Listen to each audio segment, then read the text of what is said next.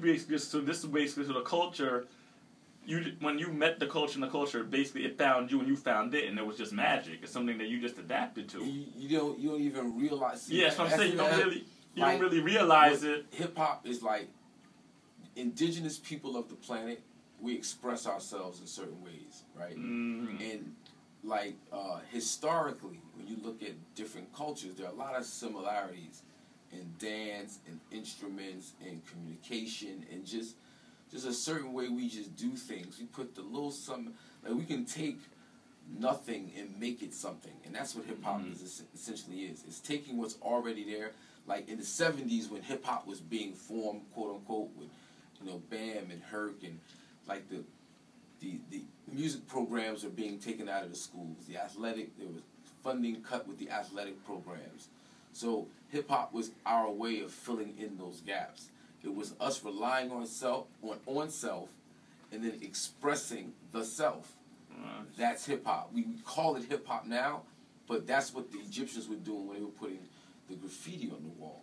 They didn't call it hip hop. They spoke a different language, but essentially it was hip hop. Like I can show you hieroglyphics, and it's like different deities dancing, and it looks like they're doing capoeira. It's crazy, and it's like 4,000, 5,000 years old. Oh, wow. So we were expressing ourselves in a certain way that now we call hip-hop, but we've always been doing hip-hop. What was Cab Calloway doing? What was Scatman Crothers doing? It was hip-hop. The Nicholas Brothers with the dance and all the... It was hip-hop. Matter of fact, I used to come up to the Keen parties and rock. Me and my partner Tuffy, we used to get it in on the dance floor. Crazy. I was an ill dancer, right? But a lot of our moves, we stole from like the 30s and the 40s. Wow. Put our little touch on, our little flair to it, call it hip hop, but it's just the way we've been expressing ourselves. Right. You know? Okay. Last Poets was rapping. Right. That was the 60s. You know? So I mean, I like how you have a very, very good musical knowledge, which goes back to like different genres, different eras, and I think that's very important in any culture. Because you have to, because if you don't know where you came from, you won't know where you're going. That's right. That's right. That's a jewel right there. If you don't know where you came from, you don't know where you are, so you do not know where you're going. So now, and with the different albums, I know like with how the culture has changed, and you were a part of that, how it is and that where it came from now to hip hop. Do the record labels treat you differently now from how they used to? It's not even it's different. Like everything's different. The internet, the digital world, downloads, YouTube, the live stream, Ustream, like the whole digital world has crushed the traditional way of doing business. And they're trying to keep up. It's totally different. It's just different. And also, too, a thing I wanted to ask you, because as you said, because you mentioned the internet and how nowadays everybody raps, everybody's a DJ, everyone's a producer, everyone's a dancer or whatever. My thing with it, when you go to a lot of these underground shows, from what I can see, and I'm certain I can tell you, is a lot of times it's rappers rapping for the rappers. Yeah. Now, when you were coming up and you were doing your open mics and your shows for free, when coming up in the game, were there actually fans in the crowd, or was it the same way, rappers rapping for the rappers? Or were there people? No, it was rappers rapping for the rappers. I was rapping for the rappers. I mean, I still rap for the rappers. No, I mean, there's nothing wrong with that, but what I'm saying is that, because you hear everybody will say hip-hop has no fans anymore because all the fans are now rappers. Unless it's somebody, and now, I mean, when you were coming up on the tip, like doing your thing on the underground, were there people who were there saying, I just want to hear some good hip-hop, or was it like the majority, was it rappers rapping? You understand what I'm saying? I mean, see, New York, New Jersey, everybody's always been a rapper. Right, Either exactly. they rap, or my man rap, or my cousin rap, or my little brother. It's somebody's, so usually when you're performing, you just performing a bunch of ice grills. Like, everybody's just looking at you screw-face because they waiting for their man to get on. You know what I mean? It's always been like that. Like, you did good if you don't get booed. You did good if people stayed and through your whole set listened to you. Because outside of that, they outside smoking, waiting for their man to get on. True. You know what I mean? It's always been like that. I can't even front. It's more now, but it's all relative.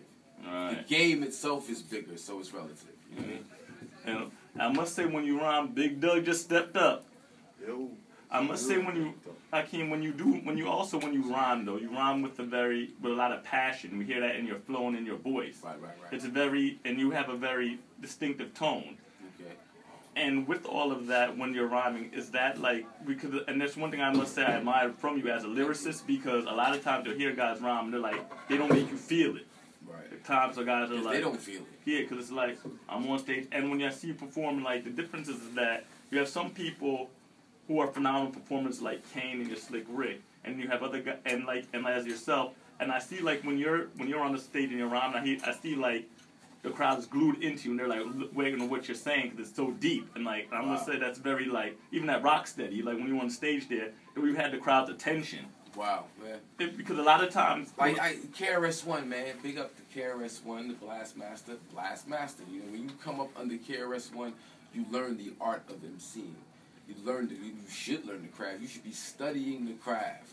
How to hold that microphone, how to project into the microphone, how to pull energy from your abdomen, from your solar plexus to get that.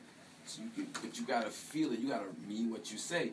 And because so many people are not really what they spit, exactly. They don't feel it. Like, because a lot of times this is where then you hear the new popular term of swagger. But I tell people, I use that term a little bit. Swagger isn't everybody. It's who you are. You have to believe, like you said, believe in what you're saying, have confidence in what you're saying. Right. Because you have many people who are lyrical, but it's like they're not getting the point because they don't believe it. You need character. You need character in a lot of situations. You need a character. You need to create a character, right? And how can I say, believe it. You have to sell it. That's what I'm looking for. You have to sell it. Like, a lot of people don't sell themselves. They don't know what that is. Like, I'm Hakim Green, the person. But then I'm Hakim Green, a character that is on stage. Just, I don't intend it to be that way. People see me as an image. They expect me to say certain things. Black man's God, da-da-da-da. Like, say something deep, like you said. Like, you expect it. So, when I perform, I have to project that and sell it. So it's not really me thinking about what I'm saying. It's me just being what I'm saying. And that's not hard for me because I'm saying who I really am.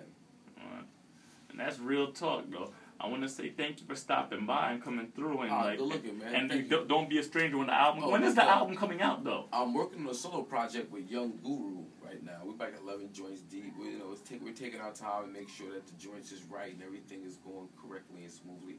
So I dropped a mixtape last year called Hip Hop Nation. You can download it for free. Google it, Hakim Green, Hakim Green, Hip Hop Nation mixtape, and you can download it for free. Check me on Twitter, Hakim Green, Hakim Green on Twitter. All right, thank you. We have Hakim Green from Channel Live in the building. Is there ever going to be another Channel Live album?